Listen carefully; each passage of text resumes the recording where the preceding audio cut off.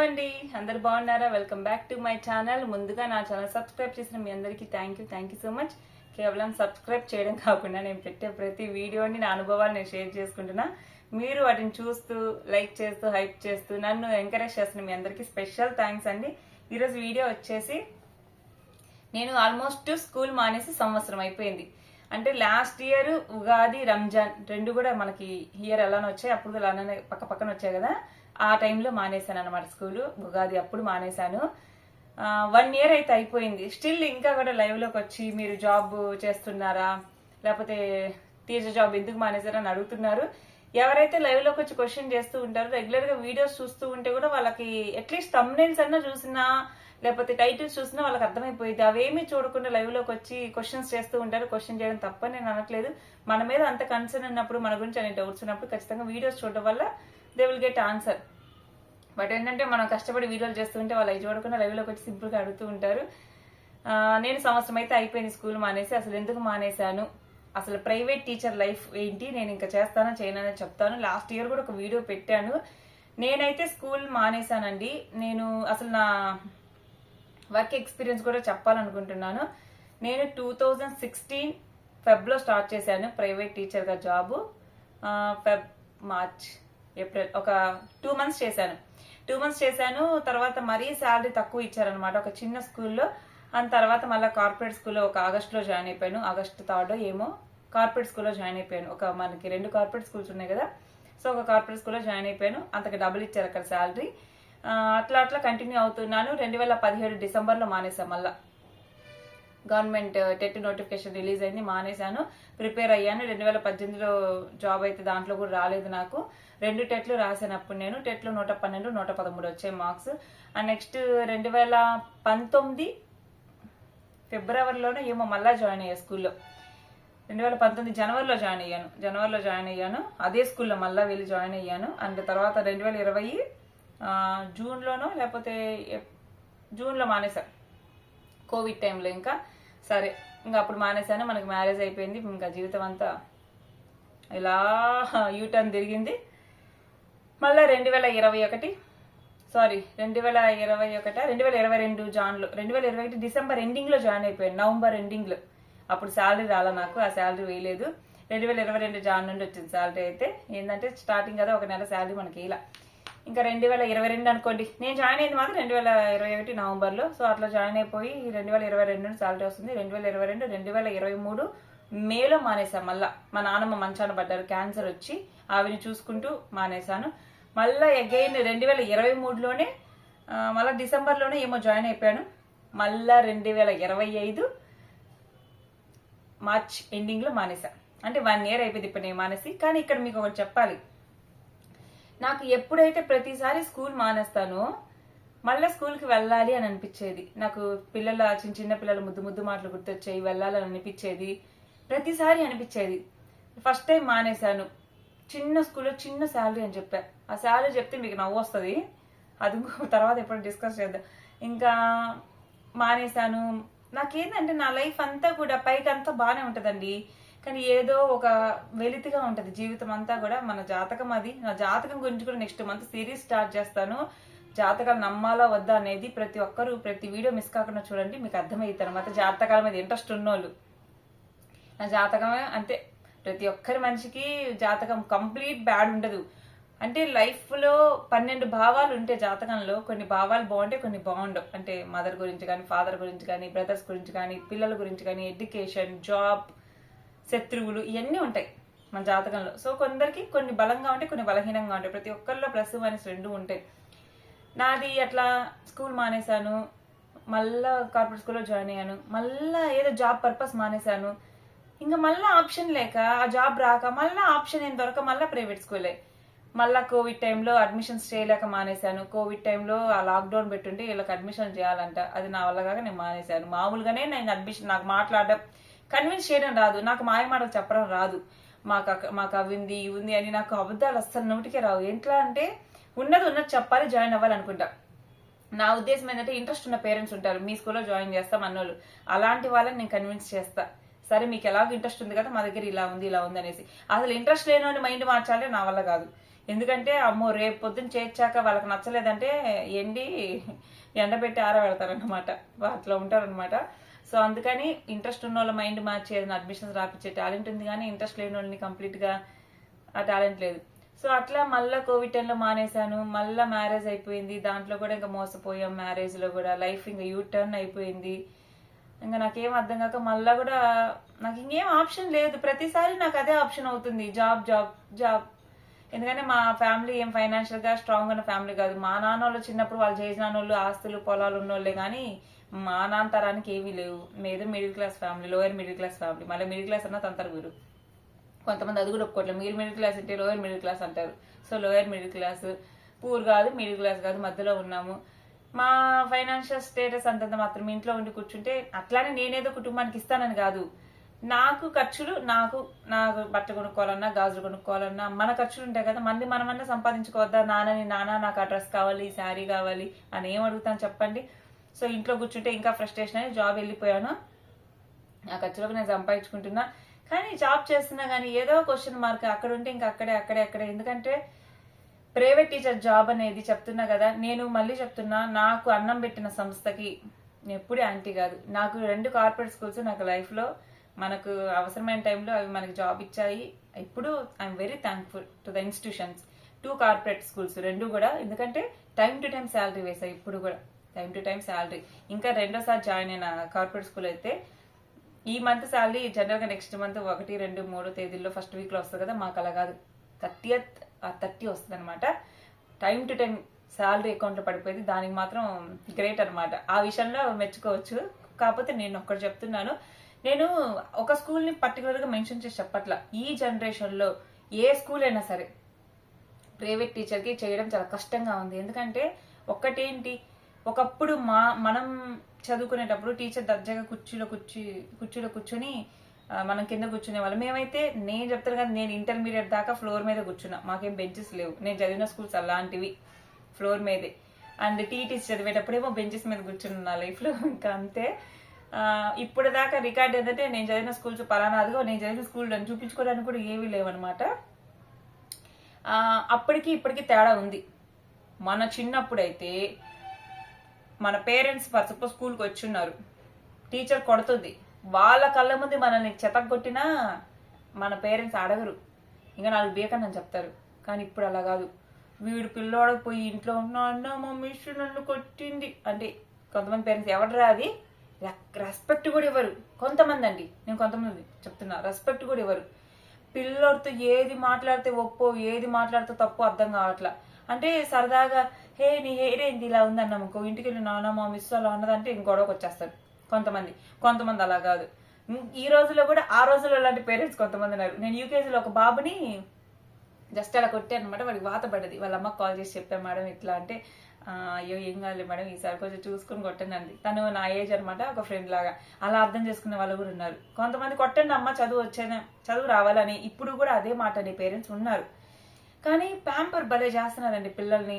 ఇక్కడ private teacher life ఎలా అయిందంటే, ప్రైవేట్ టీచర్ ప్రీ ప్రైమరీ నుండి నేను ఫస్ట్ క్లాస్ పిల్లలకి చెప్పింది నర్సరీ టీచర్గా జాయిన్ అయ్యా. తర్వాత యూకేజీ టీచర్ అయ్యాను. తర్వాత 1st, 2కి 3rd దాకా వెళ్ళాను. తర్వాత 4th, 5th ఇట్లా నర్సరీ నుండి 5th దాకా అన్ని సబ్జెక్ట్స్ అన్ని చెప్పేసాను అనమాట. అన్ని క్లాసెస్కి టీచ్ చేశాను. ఏమైందంటే ఇప్పుడు ప్రీ ప్రైమరీ టీచర్ అనుకోండి, స్కూల్లో ఆయాస్ ఉంటారు, అన్ని చేస్తారు. కానీ as a pre primary teacher nursery, LKG, UKG పిల్లలకి ఎలా అంటే మదర్ టీచర్ అంటారు. అంటే మనమే టీచరే మధ్యాహ్నం మీల్స్ తినేటప్పుడు వాళ్ళ దగ్గర కూర్చోవాలి, వాళ్ళకి కలిపి ఇవ్వాలి, తిననోళ్ళకి నోట్లో పెట్టాలి, అలా ఉంటది. ఫర్ సపోజ్ ఇంకా అప్పుడు ఇబ్బందులు ఏమంటే పేరెంట్స్ కాల్ చేస్తారు, మా అబ్బాయి బాక్స్లో అన్నం ఉందే ఇంకా తినలేదే, పోని వాళ్ళు తినకపోయి వాళ్ళు ఇంకా అట్లాంటి సమస్యలు, స్నాక్స్ తినకపోయిన సమస్య, మా అబ్బాయికి జలుబు చేసింది చూడండి అంటారు. మా అబ్బాయికి ఇంకా ప్రతిదీ ఒక మదర్ లాగా కేర్ చేయాలి. ఇంత కేర్ చేసినా స్కూల్లో వాల్యూ ఉంటుందా అంటే, ఎవరైతే ప్రీ ప్రైమరీ టీచర్కి మిగతా high school primary teachers value ఇవ్వరు. టీచర్సే వాల్యూ ఇవ్వరు. ఆ ప్రీ ప్రైమరీ టీచర్ కదా అన్నట్టు చూస్తారు. ఇంకా తర్వాత ప్రైమరీ వాళ్ళని హై స్కూల్ వాళ్ళు వాల్యూ ఇవ్వరు. అంటే ఆ వేరియేషన్ ఉంటుంది. వీళ్ళే ముందులే అని అనుకుంటారు. యాక్చువల్గా డిఫికల్ట్ జాబ్ ఏది అంటే ప్రీ ప్రైమరీ టీచర్. నేను ఇప్పటికీ చెప్తా, వీళ్ళేం చెప్తారులే పిల్లలకి చదువు అంటారు. అక్కడ చదువుగా చెప్పాల్సిన తల్లిలాగా కేర్ చేసుకుంటూ చదువు చెప్పుకోవాలి. పిల్లలకి ఏబీసీస్ నేర్పించుకోవడం, వర్డ్స్ నేర్పించుకోవడం, నేర్పించుకోవడం, ఇంకా అన్ని అసలుకి డిఫికల్ట్ టీచర్ పోస్ట్ ఏది అంటే ప్రీ ప్రైమరీ టీచర్. అది అర్థం కాక కొంచెం మనకి హై స్కూల్ టీచర్స్ వీళ్ళందరూ ఏంటంటే ప్రీ ప్రైమరీ టీచర్ కదా ఏం చెప్తారులే అని అనుకుంటారు. అసలు ఆ పోస్ట్కి ఎక్కువ శాలరీ ఇవ్వాలి, కానీ ఆ పోస్ట్కి తక్కువ శాలరీ ఇస్తారు. ప్రీ ప్రైమరీ టీచర్స్కి, ప్రైమరీకి శాలరీస్ పెంచుకుంటా హై స్కూల్కి అట్లా పెంచుకుంటా పోతారు. ఇంకా అట్లా ఇంకోటి ఏంటంటే ఈ రోజుల్లో ఒకప్పుడు మనం కూర్చుంటే మన స్కూల్స్కే పిల్లల్ని జాయిన్ చేసేవాళ్ళు, కానీ ఇప్పుడు అలా కాదు, టీచర్స్ వెళ్ళాలి. పోనీ అడ్మిషన్స్ సమ్మర్ టైంలో వెళ్ళాలా అంటే సమ్మర్ మాత్రమే. ఒకప్పుడు అడ్మిషన్స్ అంటే సమ్మర్ క్యాంపెయిన్ ఉండేది, ఏది మేలోనో జూన్లోనో, అలాగా మేలో అలా ఉండేది. ఏప్రిల్, మే, జూన్ ఈ 3 నెలలు ఉండేది. కానీ ఇప్పుడు అలా కాదు, డిసెంబర్ నుండే మొదలు పెడుతున్నారు, జనవరి నుండే మొదలు పెడుతున్నారు. టీచర్స్కి అది ఫుల్ ప్రెషర్ అయిపోతుంది. ఇప్పుడు అందరితో మాట్లాడి కమ్యూనిటీ ఎక్కువ ఉన్న వాళ్ళకి కానీ లేకపోతే సర్కిల్ ఎక్కువ ఉన్న వాళ్ళకి అది పాసిబిలిటీ అయ్యింది. ఎక్కువ మంది ఫ్రెండ్ సర్కిల్, రిలేటివ్ సర్కిల్, టౌన్లో ఎక్కువ తెలిసిన వాళ్ళు, సిటీలో వాళ్ళైతే పలానా మాటలు చెప్పగలిగిన వాళ్ళైతే మాట్లాడుకుని ఎట్టక్కడ అడ్మిషన్స్ చేస్తారు. మన వల్ల ఆ పని కాదు. ఇంకా రెగ్యులర్గా కూడా ఫీజులు ఫాలో అప్ ఉంటుంది. అంటే ప్రతిదీ ఒకప్పుడు టీచర్ అంటే ఓన్లీ చదువు చెప్పడం వెళ్ళిపోవడం. ఇప్పుడు టీచర్ అలా కాదు. టీచర్ అంటే రెస్పాన్సిబుల్ ఏంటంటే ప్రీ ప్రైమరీ కింద మదర్ టీచర్ అని చెప్పా, ప్రైమరీకి ఏంటంటే క్లాస్ టీచర్ని ఇస్తారు. ఇంకా ఆ క్లాస్కి వాళ్ళు ఎప్పుడు ఏం కొట్టుకున్నా నా మందే రెస్పాన్సిబిలిటీ అనమాట. వాడు బాత్రూంలోకి వెళ్ళి కొట్టుకున్నా, బెంచ్ దగ్గర దెబ్బ తగిలినా, పక్కనోడు కొట్టినా, లేదా మనం కొట్టినా ప్రతి దానికి మనమే రెస్పాన్సిబిలిటీ. ఈ రోజుల్లో పిల్లలు ఎంత చిత్త పిల్లలు అంటే ఓయమ్మ వాళ్ళు మహా దారుణంగా ఉన్నారు. కంట్రోల్ ఈ రోజుల్లో కొట్టడానికి లేదు పిల్లల్ని. అలా అని క్లాస్ రూమ్స్ ఏమో చాలా పెద్దగా ఉంటాయి, స్ట్రెంత్ ఎక్కువగా ఉంటుంది. మనం అరిచి అరిచి అరిచి అరిచి థ్రోట్ పెయిన్ వస్తుంది, ఇంకోసారి ఆయాసం కూడా వస్తుంది. ఇలాగా ఇంత కష్టపడిన దానికి శాలరీ ఉంటుందా అంటే మెంటల్ ప్రెషర్ ఎక్కువ, శాలరీ తక్కువ. పోనీ డ్యూటీస్ ఎలా ఉంటాయి ఇంకా కూడా, మార్నింగ్ 8:30కి మన 8:15 కల్లా మనము స్కూల్కి వెళ్ళిపోవాలి, అంటే 8:20కి అలా వెళ్ళిపోవాలి. ఇంకా ఇంటి దగ్గర నుండి మనం రెడీ అయ్యేది స్కూల్ పర్పస్ మీద రెడీ అయ్యి అక్కడంతా మధ్యాహ్నం ఓ పక్క పిల్లలు తింటూ ఉంటారు, పిల్లలతో పాటు మనం తింటూ ఉండాలి, అరవాలి. వాళ్ళు గోల్ చేస్తే మనం కూడా అరవాలి, వాళ్ళతోనే కూర్చోవాలి, ఇంకా అరుస్తా తినాలి. ఇంకా మళ్ళా ఈవినింగ్ 5:30కి స్కూల్ అయిపోతుంది.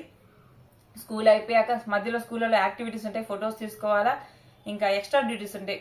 ఆ ఫొటోస్ అయిపోయాక ఇంటికి వచ్చాక వాటిని ఎడిట్ చేసుకుంటూ గ్రూపులో పోస్ట్ చేయడం. మళ్ళీ డైలీ పేరెంట్స్కి కాల్ చేయాలి. అంటే మనకు ఒక 30 స్టూడెంట్స్ ఇచ్చారనుకోండి, రోజుకి 2-3కి రోజు ఫాలో అప్ చేయాలి, ఎలా చదువుతున్నారు ఏంది అనేది.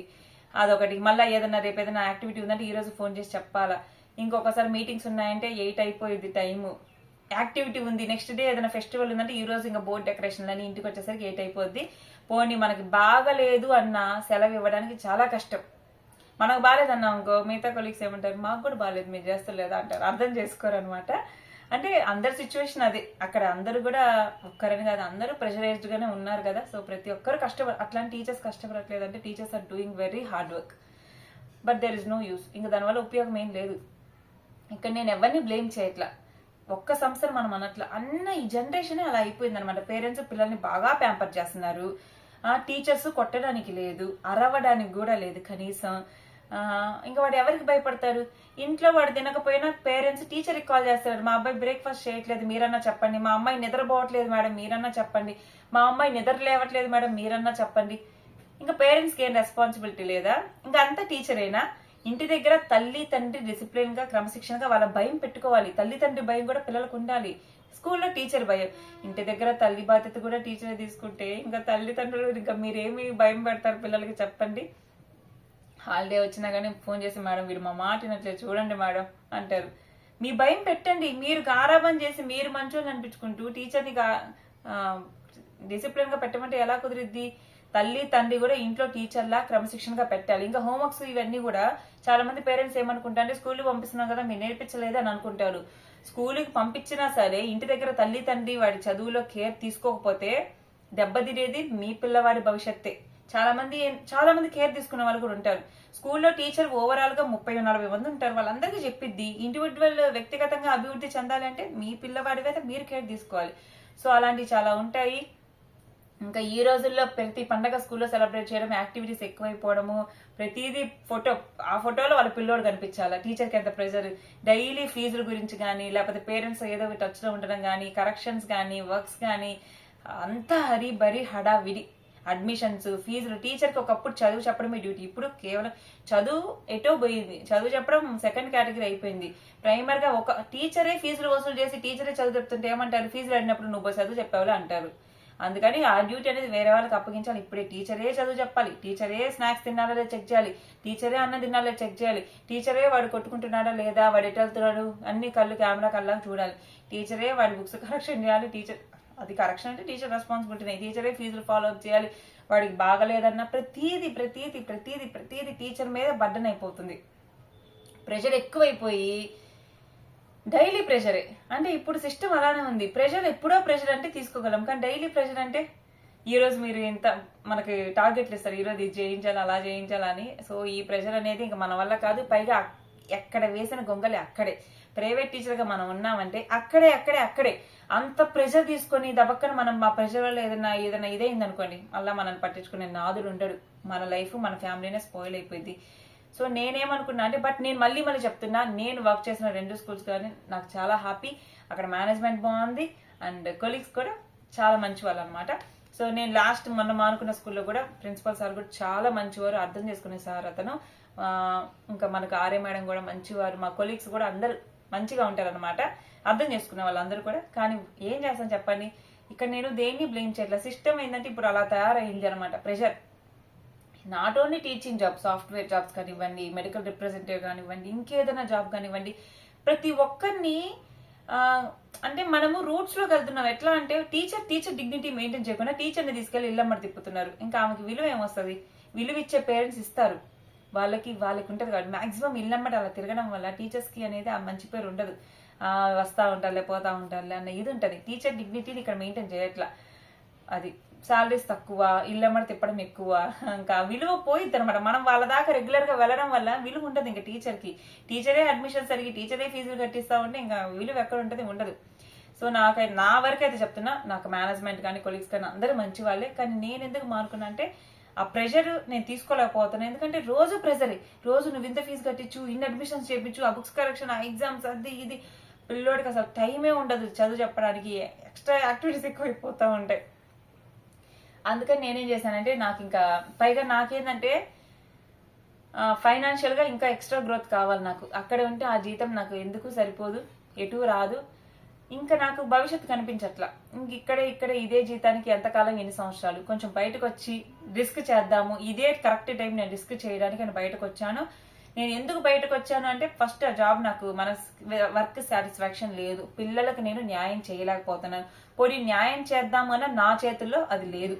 అది సిస్టమ్ చేతుల్లో, మొత్తం చేతుల్లో ఉంది. నా వల్ల ఏది కాదు, నేను దేన్ని మార్చలేను. వర్క్ సాటిస్ఫాక్షన్ లేదు. Time to time job salary ఇస్తున్నా సరే నేను ఎందుకు మానేశానంటే, వర్క్ సాటిస్ఫాక్షన్ నాకు లేదు, అందుకు మానేశాను. అందుకని ఇంకే ఇష్యూస్ లేవండి. Management was good, principal sir was good, colleagues was good. అందరు మంచి వాళ్ళు అనమాట. మంచి కొలీగ్స్, మంచి మేనేజ్మెంట్, పేరెంట్స్ కూడా చాలా మంది మంచి వాళ్ళు, అర్థం చేసుకునే వాళ్ళు, సపోర్టివ్ గానే ఉంటారు. ఇంకా నా స్టూడెంట్స్ విషయానికి వస్తే, I like all the students. నాకు అందరు ఇష్టం. ఇప్పుడు గుర్తు చేసుకున్నా నాకు అంత మెమరీస్ ఉంటాయి పిల్లలతో. ఇంకా మానేశాను కదా, అది ఫస్ట్ రీజన్. ఇంకోటి సెకండ్ రీజన్ ఏంటంటే మానేయడానికి కారణం, ఇప్పుడు నాకు ఈ డిగ్రీ ఎగ్జామ్స్ జరుగుతున్నాయి. ఒక 1 వీక్ నాకు సెలవులు కావాలి. అదే టైము హెక్టిక్ షెడ్యూల్ అయింది స్కూల్లో కూడా. అంటే వాళ్ళకు కూడా ఎగ్జామ్స్ ఉండడము, ఒక్కోసారి ఇబ్బంది అయిపోవడం. నేను కంపల్సరీ అక్కడ ఉండాల్సి వస్తుంది, ఎందుకంటే నా సబ్జెక్ట్ ఎగ్జామ్స్. అలాంటప్పుడు ఏంటంటే మేనేజ్ చేయలేకపోతున్నా. ఇంకోటి, మా ఇంట్లో ఇప్పుడు మా అమ్మకి మొన్న గర్భాశయం తీసేశారు, గర్భసంచి ఆపరేషన్ అయ్యి. అలాంటప్పుడు కూడా మనకి ఎక్కువ రోజులు సెలవు కావాలన్నమాట, ఒక 1 మంత్ అలాగా. ఇంకా నాకేంటంటే, ఈవెన్ వాళ్ళు ఇస్తారు, లాంగ్ లీవ్ కావాలంటే ఇస్తానని కూడా అన్నారు. లాస్ట్ నేను మేడంకి రీజన్ ఇదే చెప్పినప్పుడు, నీకు లాంగ్ లీవ్ కావాలన్నా నేను ఇస్తాను, ఉండు ప్రసన్న అని అన్నారు మేడం కూడా. కానీ నేను ఎందుకు తీసుకోలేదంటే, మానుకున్నా కానీ మన రెస్పాన్సిబిలిటీ మనకు తగ్గదు. అంటే మిగతా వాళ్ళు వాళ్ళ జీతానికి వాళ్ళే పని చేస్తారు, కానీ మన కోసం చేయరు కదా. మనం ఈవెన్ శాలరీ తీసుకోకపోయినా 1 మంత్ లాంగ్ లీవ్ పెట్టుకున్నా మన వర్క్ మన మీదే వేస్తారు. ఫస్ట్ ఏమో తీసుకోమంటారు, తర్వాత వాళ్ళకి ఫోన్ చేయలేదు, ఫోన్ చేయదు, నీ క్లాసే కదా అని చెప్తా ఉంటారు. అందుకని నేనేం చేశాను అంటే, మానుకున్నా వీళ్ళు భారం దించాలని కంప్లీట్గా నేను మానేశాను అనమాట. అంటే మా అమ్మ కొంచెం హెల్త్ బాగుండట్లా. పొద్దున్నే 8:30 కల్లా నేను స్కూల్లో వెళ్ళాలి అంటే, ఈ చిన్న ఇంట్లో పొద్దున్నే మా అమ్మకి హెల్త్ బాగుండట్లా, మా నాన్నకి షుగర్ ఉంది. మా నాన్న అంత హడావిడిగా ఒక్కోసారి ఉదయం టిఫిన్ తీసుకురావాలన్నా, మా అమ్మ కుక్ చేసి పెట్టాలన్నా టైంకి హడావిడి అయిపోతుంది. నా ఒక్క జాబ్ ముగ్గురికి టెన్షన్ అయిపోతుంది. నేను మళ్ళీ నెల ఒకసారి ఒంగోలు వెళ్ళి రావాలి, బస్సు అది. ఇంకా కూడా మనకి శాలరీ తక్కువ. నేను స్కూల్లో చేసేటప్పుడు నాకు ఎక్కువ హెల్త్ ఇష్యూస్ వస్తూ ఉండేవి. నాకు ఫిషర్స్ ఉన్నాయని చెప్పా కదా, ఆ ప్రెషర్ వల్ల నాకు బ్లీడింగ్ ఇంకా ఎక్కువ అయిపోయేది. ఇప్పుడు లేదు ఆ సమస్య. నేను సంవత్సరం అయింది స్కూల్ మానుకొని, ఇప్పుడు హెల్త్ కూడా చాలా బాగుంది. నేను మెయిన్ స్కూల్ మానేయడం కారణం ఏంటంటే అంత ప్రెషర్, నాకు ప్రెషర్ ఎక్కువైపోయింది అనుకోండి, నాకు ఫిషర్స్ కూడా కొంచెం ఇబ్బంది పెడతాయి అనమాట. నేను టెన్షన్ ఎక్కువ తీసుకున్నా గానీ. సో ఇప్పుడు ఆ సమస్య కూడా తగ్గింది. 2023లో డాక్టర్ గారు ఆపరేషన్ చెయ్యాలి ఖచ్చితంగా అని అన్నాడు చెక్ చేసి. కానీ స్టిల్ ఇప్పటికి 3 years అయిపోయింది.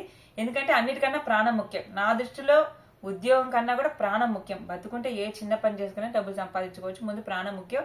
కొంచెం నాకు ఆ జాబ్ ఏమనిపిస్తుంది అంటే, నేను స్కూల్ గురించి చెప్పడం, జాబ్ గురించి చెప్తున్నాను, ఏ స్కూల్లో అయినా సరే నేను చెప్పేది, నాకు రిస్క్ పెడుతున్నానేమో, నాకు ఏదన్నా నువ్వు ఈ పని చేయలేదే, చదువు చెప్పలేదే అని క్వశ్చన్ చేస్తే ఓకే, కానీ నువ్వు అడ్మిషన్ చేయలేదే, ఫీజు కట్టించలేదు, ఈ క్వశ్చన్ చేస్తే నాకు కొంచెం ఇక్కడ టెన్షన్ వస్తుంది. పేరెంట్స్ మనం చెప్పినప్పుడు కడతారా చెప్పండి, వాళ్ళ దగ్గర డబ్బులు ఉండద్దా. ఇంకా నాకు ఇక్కడ కొంచెం ఈ మధ్య పిల్లలతో అరిచి కూడా చెస్ట్ పెయిట్ రావడం కానీ నాకే భయం వేసింది. అమ్మ సరంగా నిజంగా పోతానే మీ టెన్షన్ ఎక్కువైపోయి, ముందు ప్రాణం ముఖ్యం రా బాబు అని ముందైతే మానేసా. మా నాన్న కూడా చెప్పారు, మా ఇంట్లో కూడా టైట్, మనీ కూడా టైటే, మాకు కూడా మనీ నీడే, కానీ అయినా అర్థం చేసుకోండి, మనీ ఎంత నీడైనా నేను మానేశాను అంటే అర్థం చేసుకోండి, నా దృష్టిలో ముందు ప్రాణం ముఖ్యం. ఎందుకంటే ఎప్పుడు హార్ట్ ఇబ్బంది అయిపోయి ఎప్పుడు ఎలా టప్పమని పడిపోతున్నారు చిన్న ఏజ్లో ఉన్న వాళ్ళు. కానీ సో నాకు ముందు ప్రాణం ముఖ్యం అనుకుని మానేసా. ఎందుకంటే అంత ప్రెషర్గా ఉంది నాకు జాబు, చాలా ప్రెషర్గా ఉంది. అప్పటికప్పటికి నా మనసుకు సర్ది చెప్పుకుంటా వచ్చా. కానీ ఇంకా మళ్ళీ నువ్వు ప్రైవేట్గా జాయిన్ అవ్వవా అంటే 99% నో, జాయిన్ అవ్వను. 1% ఎందుకు? ప్రతిదీ మన చేతిలో లేదు. దేవుడు ఏం చేస్తాడు తెలుసా, నువ్వు ఏది వద్దు అనుకుంటావో నిన్ను తీసుకెళ్ళి అక్కడే పెడతాడు. అందుకని నా చేతుల్లో అయితే నా మనసు ప్రకారం, నేను అనుకున్న దాని ప్రకారం నేను ఇంకా ప్రైవేట్ టీచర్గా వెళ్ళను. కానీ దైవుని చిత్తం, ఇంకా ఆయన ఏం తాను ఒకటి తలిస్తే దైవం ఒకటి తలిచిద్ది అంటారు. ఆయన డెసిషన్ ఏంటో మనకు తెలియదు కాబట్టి ఆ 1% అలా చెప్పేశా. కానీ నేను చెప్తున్నా కదా, నేను చెయ్యను అంటే చెయ్యనని మొండికేసుకుని కూర్చుంటాను కదా. సిచ్యువేషన్ డిమాండ్ చేస్తే చేస్తా, కానీ నా మనసుకి అయితే ఇష్టం లేదు. నా మనసుకు మాత్రం ఇష్టం లేదు, వర్క్ సాటిస్ఫాక్షన్ లేదు. ముందు పిల్లలకి చదువు చెప్పి నేర్పించలేకపోతే నేను ఒక ఫెయిల్యూర్ అనమాట. సో నేను పిల్లలకి ఒక పక్క చేయలేక నేను ఉండలేను, నా చేతిలో లేదు. అది కూడా నేర్పించకపోవడం, ఆ టైం అన్ని కుదరవు అనమాట. సో ఇంకా విషయానికి వస్తే, ప్రైవేట్ టీచర్గా జాయిన్ అవ్వవా అంటే జాయిన్ అవ్వననే చెప్తాను. మరి గవర్నమెంట్ టీచర్గా ట్రై చేస్తావా అంటే దాన్ని కూడా నేను ట్రై చేయను. ఎందుకంటే ఇప్పుడు నేను డిగ్రీ ఎగ్జామ్స్ చదువుతున్న సేపు నా మైండ్లో నాకు జరిగిన అన్యాయాలు, మోసాలు, అవమానాలు ఇదే గుర్తొస్తుంది. నా కాన్సన్ట్రేషన్ ఉండట్లా. అది ఎలా మర్చిపోదామనో అవ్వట్లా. నాకు చెప్పాలంటే మీకు నాకు ఏ పని ఇష్టం అంటే చెప్పాలా, బాడీ యాక్టివ్గా ఉండే పని ఇష్టం. అంటే ఇప్పుడు శారీస్ బిజినెస్ చేస్తున్నా, స్టాక్ తెచ్చుకుంటాను, పోస్ట్ ఆఫీస్కి వెళ్ళి వేస్తాను, ఇంట్లో ఓపెన్ చేస్తాను, మడత పెడతాను, సర్దుకుంటాను, వర్క్ చేస్తున్నా. ఇంకా బ్లౌజెస్ కట్ చేసి కొట్టడం ఇష్టం. అంటే హ్యాండ్స్, నాకు బాడీ మూవ్మెంట్ కావాలి, అంతేగాని ఏదో స్టైల్గా రెడీ అయ్యాం టీచర్గా ఇట్లా కాదు. ఫోకస్గా చదివేది కూడా నా వల్ల కాదు. ఇప్పుడు ప్రెసెంట్గా నేను చేయగలిగింది పని, ఈ శారీ బిజినెస్ అయితే ఇంట్రెస్ట్గా చేయగలను. అది విషయం. ఇంకేమన్నా మర్చిపోయాను. సో ఇంకైతే జాయిన్ అవ్వను. ఇందుకోసమైతే నేను స్కూల్ మానేశాను, ఇంకా మీదట కూడా వెళ్ళను. ఇంకా వీడియో ఇంకేమన్నా మర్చిపోయానా, వీడియో ల్యాగ్ అయింది చాలా, సారీ. వీడియో నచ్చితే లైక్ చేయండి, హైప్ చేయండి. Thank you so much, bye. ఇంకేమన్నా మర్చిపోతే రేపు మాట్లాడుకుందాం.